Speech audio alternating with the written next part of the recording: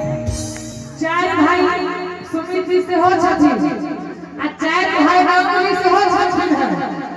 लेकिन तुम्हार तीन चार भाई के साथ ग्रुप देख रहलिए सच में लेकिन गीत ये जे अर्थ छै गीत ये जे लिखल छै अरे एक काहे गाड़ी बता लोग बाते काहे गाड़ी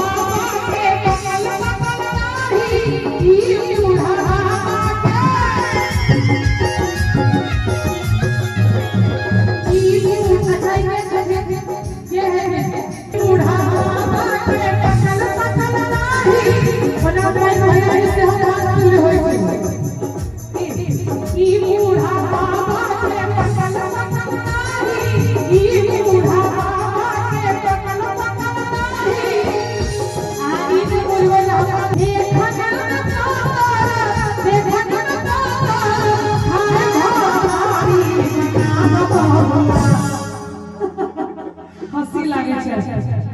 अरे देखा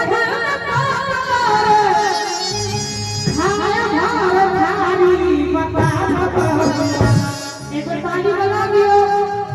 लोग बाते काहे गाड़ी बता दो लोग बाते काहे गाड़ी बता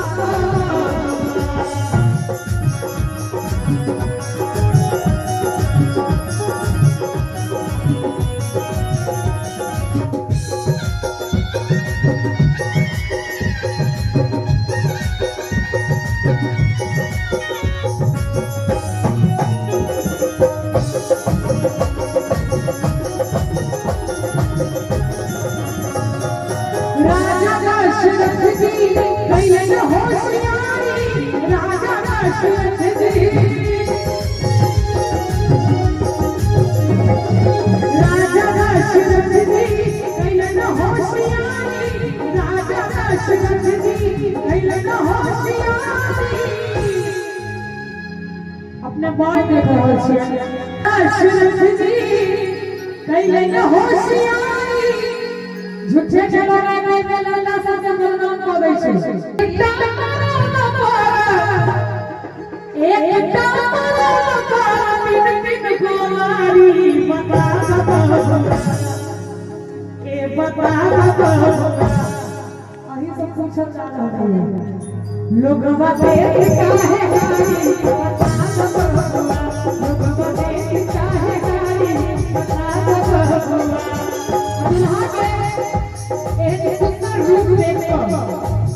एक गीत बहुत बढ़िया है।